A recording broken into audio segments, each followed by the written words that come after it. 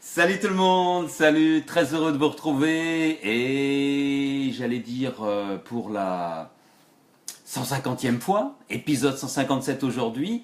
Merci à vous d'être là, merci de passer pendant le Facebook Live directement ou alors de regarder en différé et c'est toujours agréable et c'est toujours très sympathique de votre part. Merci, merci, merci infiniment de consacrer quelques minutes, une vingtaine de minutes de votre temps pour écouter tout ce que j'ai à vous raconter.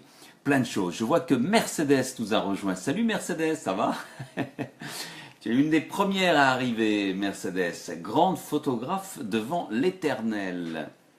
Amateur, mais talentueux. Salut Maribo, tu vas bien? Aussi, ça va? Oui, oui, oui, oui, tout va bien ici également. Je suis très heureux que vous soyez là. Et, on va passer un petit moment ensemble. Aujourd'hui, l'histoire du jour va nous emmener aux États-Unis, dans le Kentucky. Et vous allez voir une jolie histoire qui va parler de bébés, d'accouchement, etc. Toute petite histoire, mais très sympathique, vous allez le voir. J'espère que vous allez bien en tout cas, que vous avez passé un bon week-end. C'est une nouvelle semaine qui s'annonce, peut-être les vacances pour vous. Si c'est les vacances, tant mieux. Si c'est la fin des vacances, toutes les bonnes choses ont une fin. Je ne sais pas si je peux dire ça comme ça, mais enfin, c'est pas grave. Alors, une chose aussi que je voulais vous raconter avant de commencer. Je viens de voir un mail, pas un mail, un post, un statut sur Facebook de Cédric Vetto, un confrère écrivain qui a une très belle plume et qui écrit de très belles choses, qui m'écrit pour me dire: Hé Jean-Philippe, l'un de tes bouquins est en offre éclair sur Amazon. Je vais voir, et que vois-je? Et là ça m'est revenu, effectivement. L'un de mes livres est aujourd'hui en offre éclair, je ne savais même pas, je n'ai même pas parlé, c'est pas grave. Un de mes livres, c'est bien sûr La femme sans peur, la compilation des 3 premiers volumes est aujourd'hui en promotion, en offre éclair sur Amazon. Donc, si vous n'avez jamais lu une seule ligne de La femme sans peur, c'est le meilleur moment de la découvrir, cette femme sans peur. Qui est-elle, cette Trinity, qui, tout au long de 9 volumes déjà, m'a fait vibrer. Il m'a emmené sur plein de chemins à travers le monde. Donc si vous voulez découvrir ce que c'est, aujourd'hui je crois que le prix doit être de 1,59, 1,59€ ou 1,99€ pour 3 volumes réunis en compilation. Donc c'est vraiment l'occasion d'en profiter. Bah oui. Salut Suzy, tu vas bien? Ça va? Ouais. Salut Catherine aussi. Catherine, alors ça va? Catherine, tu es en route vers Albi? Ah, c'est une bonne chance ça. C'est une bonne chose, ça veut dire que ça s'est bien passé pour Benjamin et que tu rentres à la maison. C'est tant mieux. J'espère que ça va bien sur la route et que tu passes un petit bonjour à Benjamin, hein, n'hésite pas. Salut Gilles, merci de passer, de faire un petit coucou dans ce LMV numéro 157. Alors il y a plein de messages, il faut que je suive en même temps. En tout cas c'est sympa. Allez, le moment suspendu du jour, on attaque tout de suite. Je vous ai parlé de l'offre éclair sur Amazon, donc je vous redirai ça tout à l'heure. Où est-ce qu'on va aller aujourd'hui Ah, c'est magnifique, magnifique cliché. Moment suspendu du jour, le voici, il rend pas très bien avec l'iPad, mais c'est pas grave. Coucou mon rayon de soleil. Vas-y. Magnifique cliché pris par Cécile. On voit pas bien, mais alors on savait pas trop ce que c'était comme fleur. Je vous la mettrai sur la page Le meilleur est à venir. N'hésitez pas à liker cette page si vous ne l'avez pas encore fait. Je vous mettrai ce cliché de Cécile qui est absolument magnifique. C'est une fleur, je pense que c'est un coquelicot blanc, je crois. Mais en tout cas, voilà, je vais essayer de le mettre un petit peu plus près. Il rend pas très bien parce qu'il est vraiment blanc tout autour. Et la photo de Cécile est magnifique. Hein. Le contraste avec le flou derrière est vraiment, vraiment magnifique. Et ce qui est marrant, c'est qu'avec Cécile, je la taquinais lorsque j'ai vu ce cliché. Et je lui disais, tu faisais exprès, je crois que c'était pour ça, hein, Cécile, tu faisais exprès de mettre une belle photo de façon à ce que tu sois dans LMV, c'est bien mérité. Et quand je lui ai demandé qu'est-ce que c'était cette photo, elle m'a dit: je suis incapable de te dire ce que c'est, parce que c'est une poignée de graines que j'ai balancée dans le jardin, comme ça, un groupe de fleurs, et puis voilà, c'est sorti. Mais je crois que ça doit être une... je ne sais pas s'il y a des experts, ça ressemble quand même à un coquelicot. Hein. Donc, si vous savez ce que c'est, allez-y, n'hésitez pas à me le signaler. Sinon, Cécile, tu me le diras dans les commentaires. Salut Isabelle, tu vas bien? Ouais. Maribo, petit message, si tu as juste un instant, va sur Amazon prendre, ça serait super sympa d'aller prendre l'offre éclair du jour, c'est La femme sans peur, les 3 volumes, et de la mettre dans les commentaires. On ne sait jamais s'il y a quelqu'un qui veut s'en profiter, ça sera en tout cas l'occasion. Voilà, donc pour le moment suspendu du jour, quand j'ai vu ce cliché, je suis resté baba aussi, je suis resté là quelques instants à admirer. Le moment suspendu, c'est ces petits moments de la vie à travers des clichés ou à travers de vos propres yeux, dans la nature, le matin, le soir. Un moment de silence, c'est un moment suspendu où vraiment, vraiment vous dites la vie est belle. Tout simplement. Et que vous vous dites, c'est des petites choses qui vous font plaisir et qui vous font dire que bah oui, c'est quand même bien d'être là et il faut en profiter un maximum. Ouais. Ok chef, merci Maribo. Alors, on va partager pas mal de choses. Bah tiens, puisqu'on parle de toi Maribo, je vais partager tout de suite un de tes clichés. Qu'est-ce que c'est ça? La question du jour, qu'est-ce que c'est ça? Elle est toute bête, mais elle m'a bien fait rire. Merci Maribo pour celle-là. C'est un iPhone. Eh oui, c'est tout bête. C'est un iPhone. Eh oui, il fallait y penser, tout simplement. Merci Maribo pour celle-là. Oh, on en a de bonnes celle-là, je vous préviens. Et on a, je vais vous la réserver pour tout à l'heure, sans doute l'une des meilleures du mois, ou du mois de juillet, de l'été. Vraiment, vraiment. Une qui m'a fait rire aux éclats. Et je vous la garde pour tout à l'heure. Vous me connaissez un petit peu, vous savez quel style j'apprécie, et vous verrez ça tout à l'heure. Salut, merci Maribo. Voilà le lien pour, si vous ne l'avez pas encore acquis, si vous n'avez jamais lu une seule histoire de La femme sans peur, c'est le meilleur moment. Aujourd'hui, c'est une offre éclair, prix réduit pour 3 volumes, 1,49, c'est ça, etc. Mercedes, le rêve de mon fils. L'iPhone avec de l'ail. Parfait dans un smoothies. Oui, Maribo, bien sûr. Tiens, on va passer de l'iPhone à la bière. Et là, c'est Lucien qui s'y colle. Lucien qui nous a fait une belle moisson aussi aujourd'hui. Attention, mesdames, désolé. La bière contiendrait des hormones de femme. Après l'avoir bu, on ne peut ni conduire ni se taire. Je suis désolé. Elle est horrible, mais bon. Là, je suis sûr qu'il ne va pas y avoir de petits cœurs ou de choses comme ça. Mais bon, elle fait sourire quand même. Oui, Mario se met en colère. Oui, oui. Faut le prendre au deuxième degré quand même. Elle est bonne, elle est bonne, elle est bonne. Sandra, qui a fait aussi une jolie moisson. Ah, pardon. Sandra qui a fait aussi une jolie moisson. Il y en a plusieurs de Sandra aujourd'hui. Savez-vous pourquoi on mange de la glace après un chagrin d'amour? Réponse.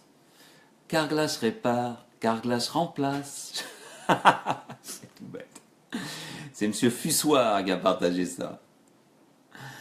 Eh ouais, c'est tout bête, mais elle est bonne quand même. Hein. Et j'espère que je vous ai mis la mélodie dans la tête, hein, qu'elle va rester. Monette, qui n'est pas en reste aujourd'hui. Monette nous propose celle-ci. Il y a un chat là-bas. Voici une antenne satellite.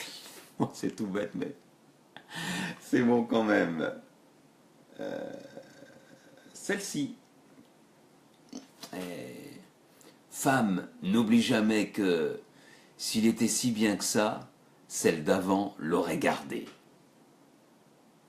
À méditer quand même, à méditer. Ce qui n'est pas vrai, mais elle est amusante quand même. Enfin, moi je l'ai trouvée amusante, donc c'est pour ça que je vous la propose. Il y a de belles choses quand même. Et Monette nous a proposé un tatouage. Marrant, je suis en train de lire un bouquin sur ce qu'on appelle les irezumi. Irezumi, c'est l'art du tatouage japonais, c'est le tatouage intégral que portaient et portent encore souvent les yakuza, les membres de la mafia japonaise, ou alors souvent les prostituées, surtout à l'époque avant la Deuxième Guerre mondiale. Je suis en train de lire un bouquin sur les irezumi, c'est vraiment très intéressant. Et là, Monette nous propose un tatouage, mais bon, je vous préviens, éloignez les enfants. Je me demande comment on peut se faire tatouer ça. Je sais pas. Ah, faut avoir envie, hein, faut avoir... Je sais pas ce qui lui est passé par la tête, mais bon. Pourquoi pas, hein? On peut pas mettre de maillot de bain. Enfin, si, on peut mettre un maillot de bain, mais bon, quand même. Cécile, vous savez, Cécile qui a eu le moment suspendu tout à l'heure, a écrit aussi ceci. Si je poste des conneries sur Facebook, c'est pour pouvoir plaider la folie si je me retrouve un jour devant le juge. C'est bon. Et c'est vrai qu'il y en a des conneries sur Facebook. Hein, il y en a beaucoup. Mais j'essaye de sélectionner et d'élaguer un petit peu de façon à vous proposer des moments un petit peu plus souriants. Ensuite, qu'est-ce que j'ai à vous proposer? Celle-ci, proposée par Annie. Ce sourire, cette intelligence, ce joli visage, ces beaux yeux. Mais, assez parlé de moi. Comment allez-vous aujourd'hui? Bah, le narcissique, ou la narcissique en chef. Il y a des gens qui pensent ça, je pense. Vous connaissez celle du lampadaire? Je ne sais pas si je vous l'ai déjà proposée, celle du lampadaire. Allez, je vous la remets, je ne suis pas sûr que vous la connaissiez. On est d'accord que le lampadaire est une lampe avec une seule bosse.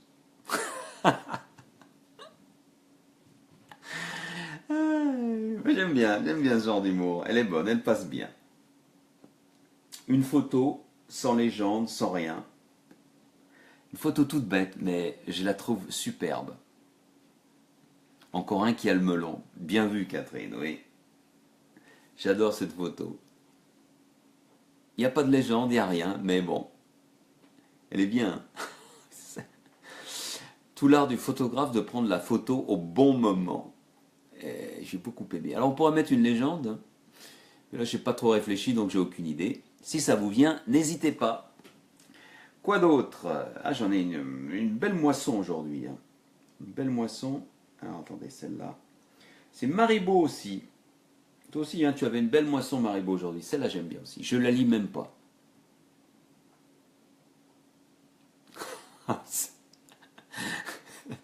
C'est terrible. Hein.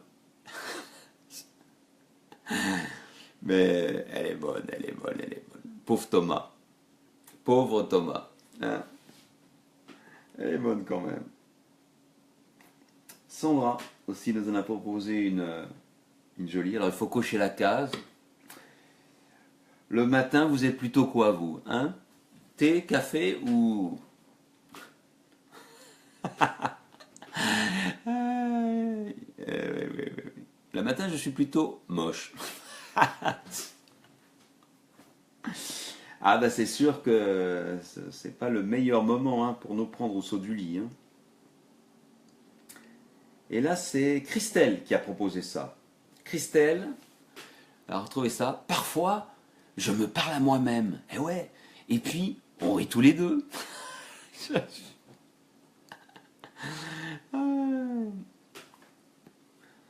Double personnalité. Comment on appelle ça? Il y a c'est quand même ça. Le syndrome de je sais plus quoi. Il y a une maladie comme ça. Alors, bon, il y avait... Bon, ça, je vais passer, je vais pas le faire. J'ai bien aimé celle-là, sur Photoshop. Et c'est Monette qui l'a partagée. Elle est géniale, celle-là. Photoshop à 25 ans. Eh oui, ça a été créé il y a 25 ans. Mais on paraîtra toujours 10 de moins. C'est pas mal, hein? Ouais. C'est vraiment bien vu, c'est très fin. C'est fait par Ornicar, un Twitter célèbre sur Twitter. Il est très très bon, Ornicar. Et sinon encore Bernie, qui a trouvé une de ces images qui est... Il n'y a rien à dire. Je vous laisse lire. C'est pas une voiture de police, non. C'est une voiture de poisse. Le nom est bien trouvé, hein. Ouais. Merci Bernie pour celle-là. Excellente. Et une autre, alors qui est en anglais, mais facile à comprendre, c'est quelqu'un qui a décidé de vous montrer le visage avec des smileys. Vous savez, il y a toutes sortes de smileys maintenant. Il a décidé de vous montrer, c'est en anglais, hein, mais il n'y a pas besoin de lire, le visage des 45 présidents des États-Unis. avec des smileys. Donc chaque smiley représente un président. Et regardez comme c'est bien fait. Une brève histoire des 45 présidents des États-Unis.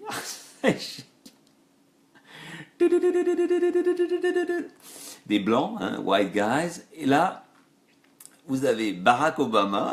Et là, vous savez, le clown de service, vous savez qui?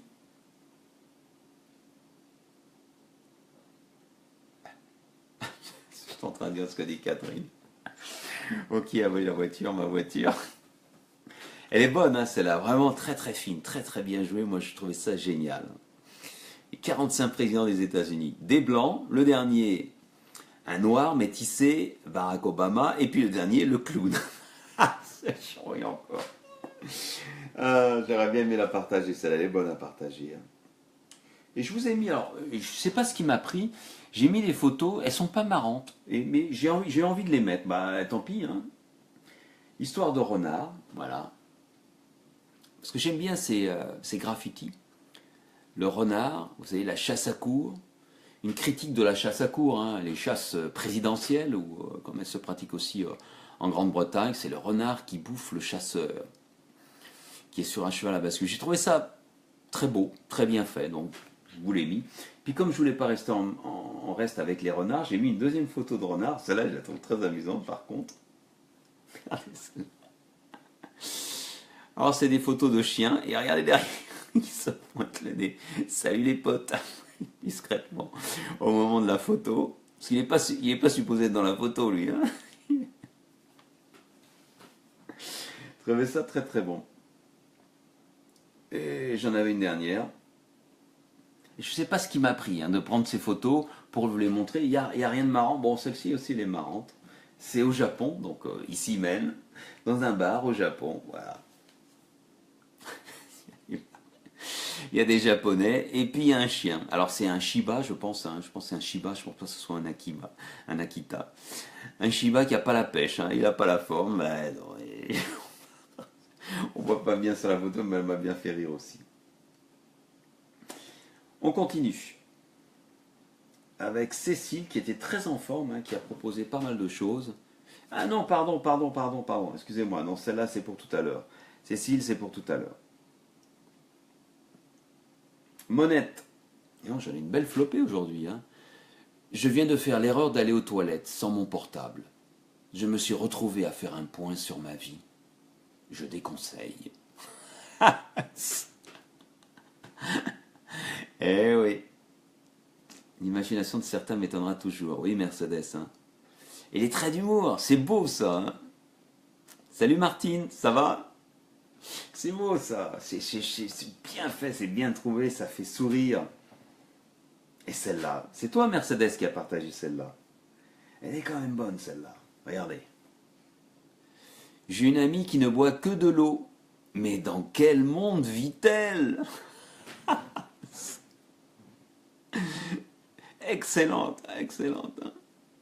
Hein. Moi j'aime bien.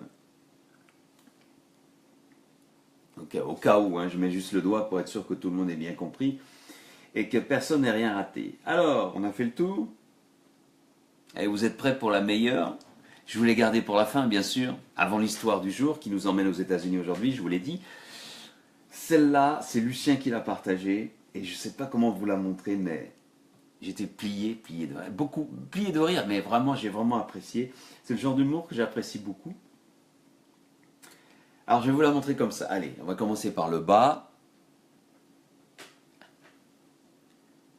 Alors vous comprenez rien, bien sûr. Et maintenant je vous la montre en intégrale.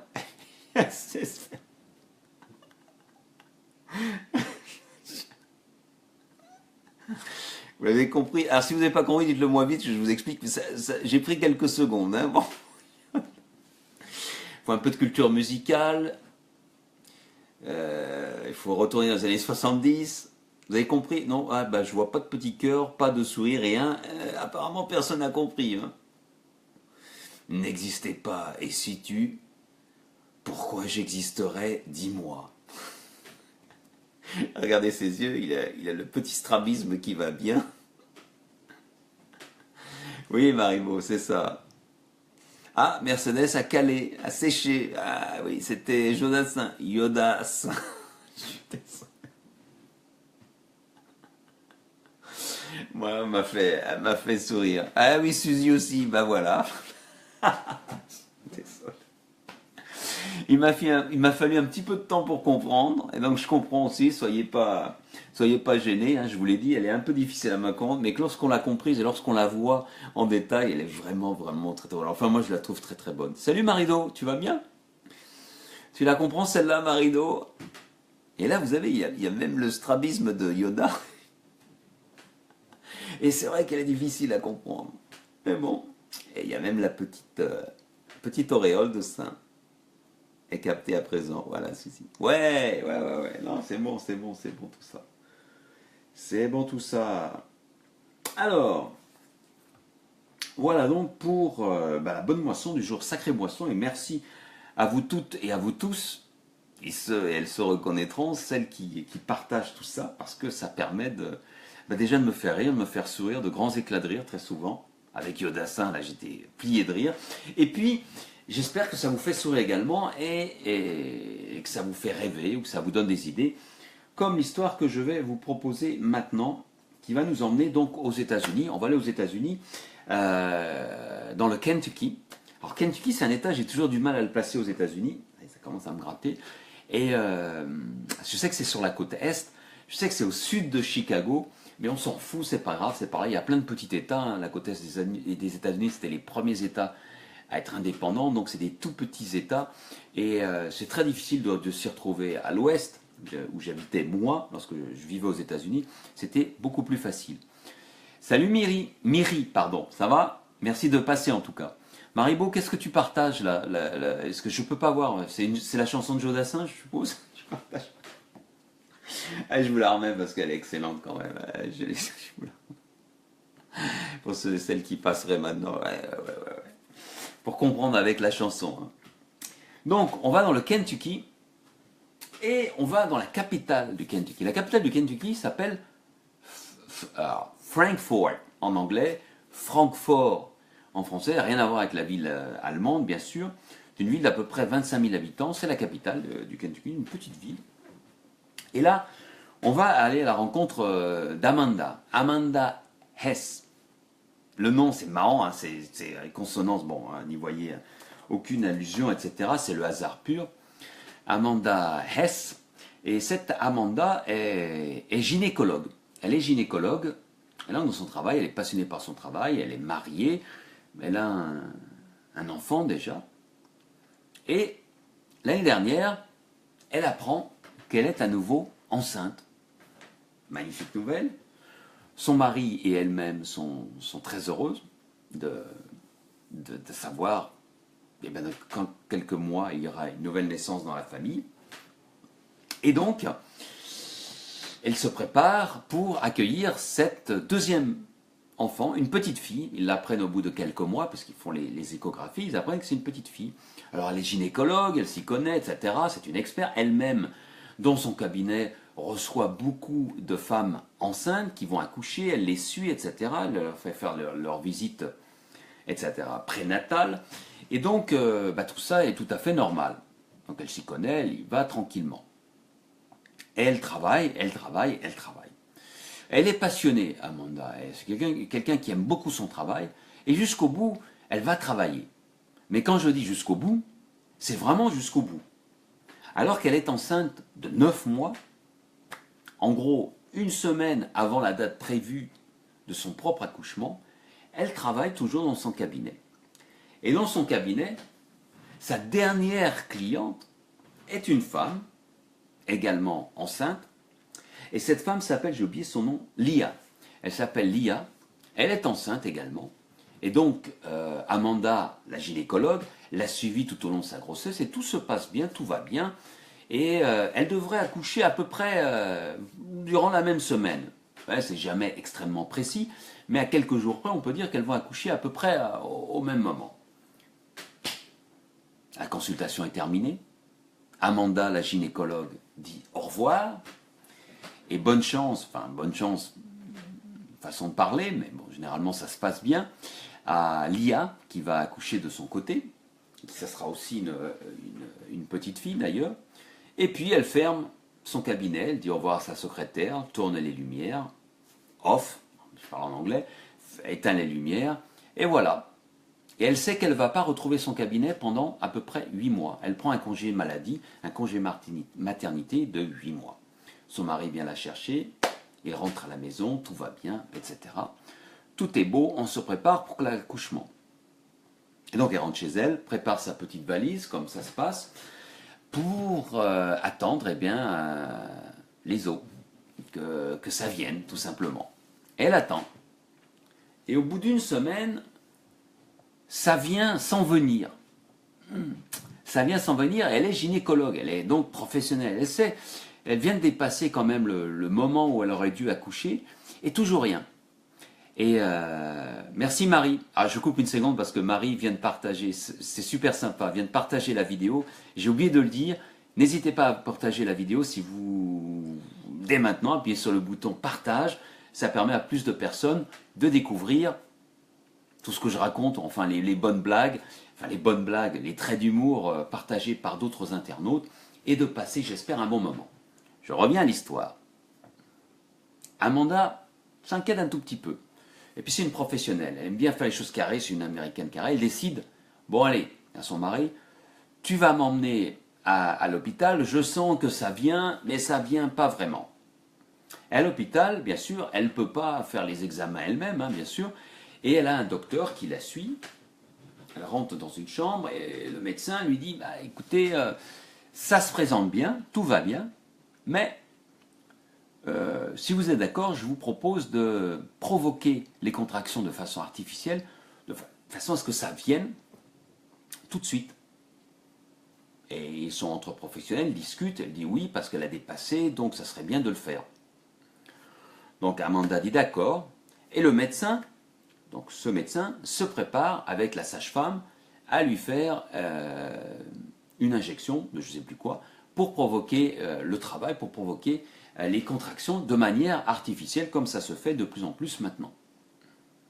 Et au moment où ce docteur revient, ils entendent des cris. Des cris, on dirait dans une maternité, c'est un petit peu normal, il y a des mamans qui souffrent. Et elle entend des cris, et c'est les cris effectivement d'une autre maman, dans une autre chambre, qui a du mal avec son bébé.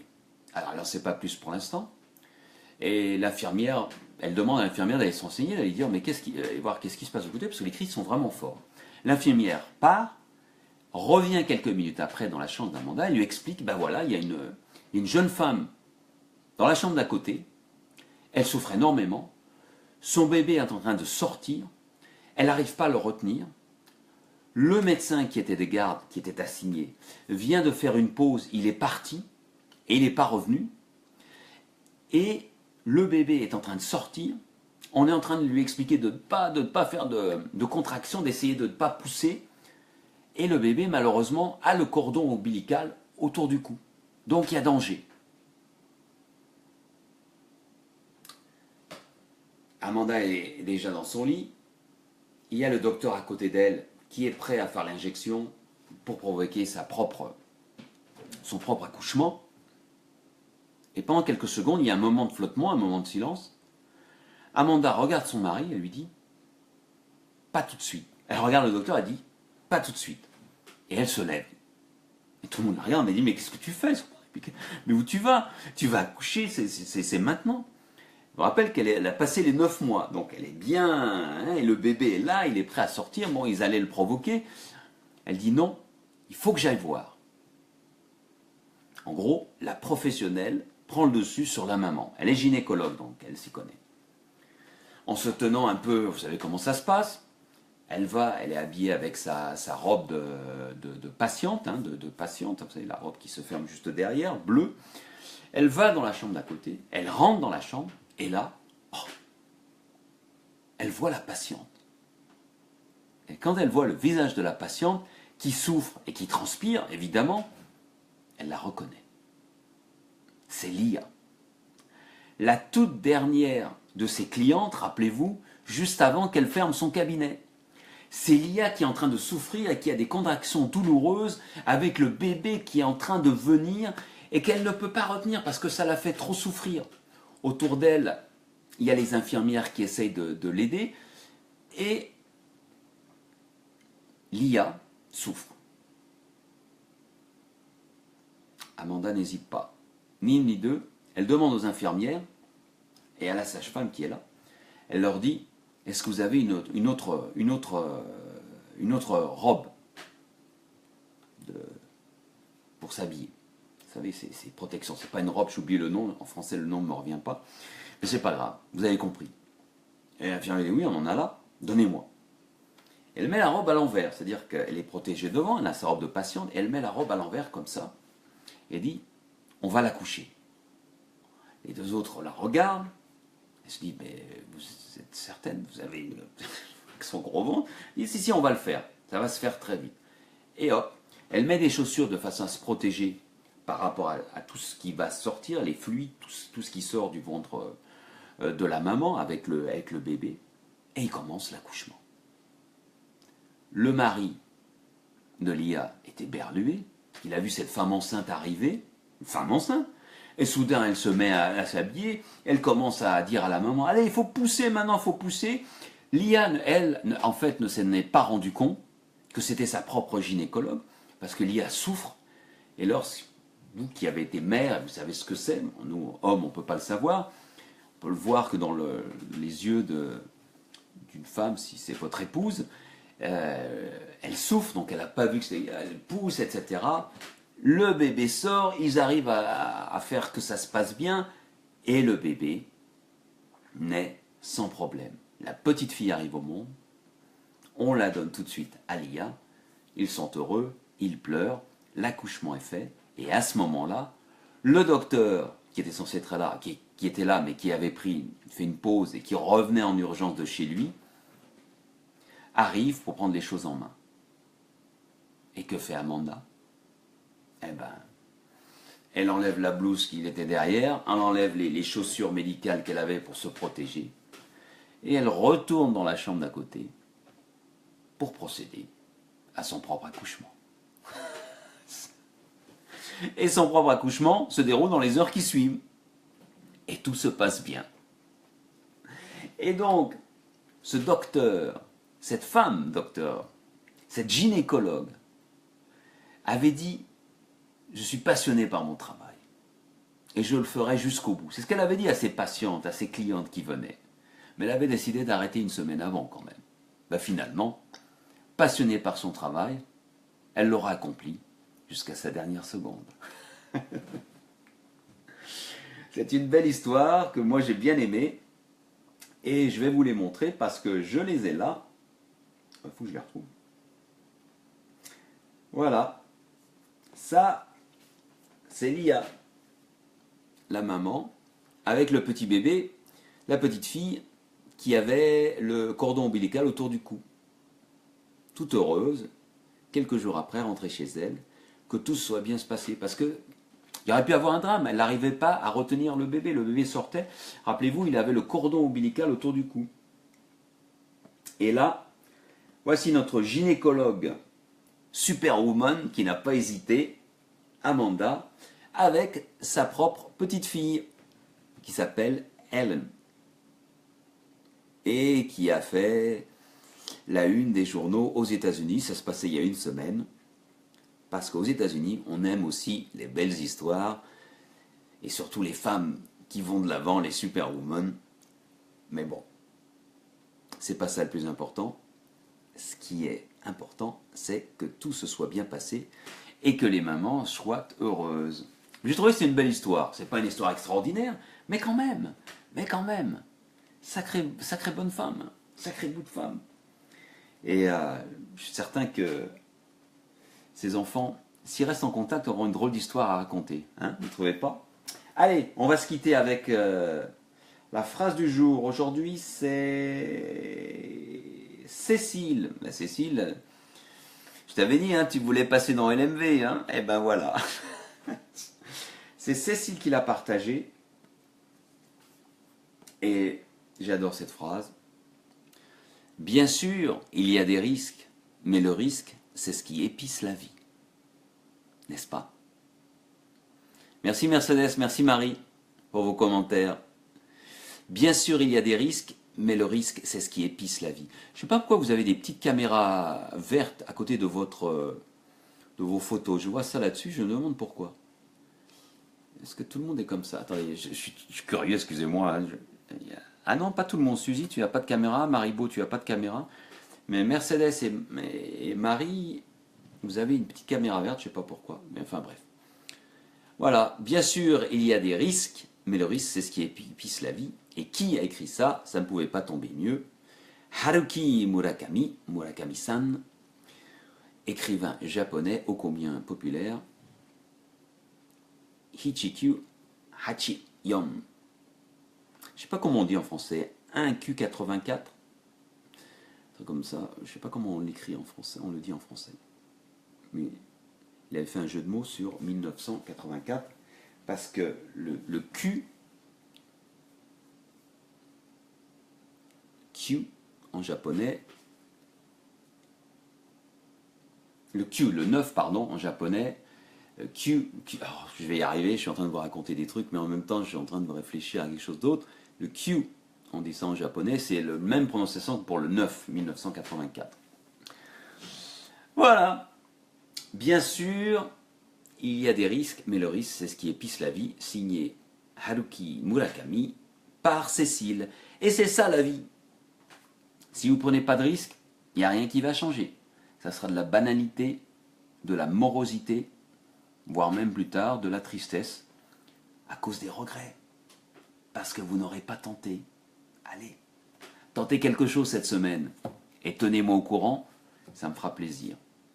N'oubliez pas de partager cette vidéo, je compte sur vous et on se retrouve dans une semaine pour l'épisode 158. Merci. Tiens, salut Christophe.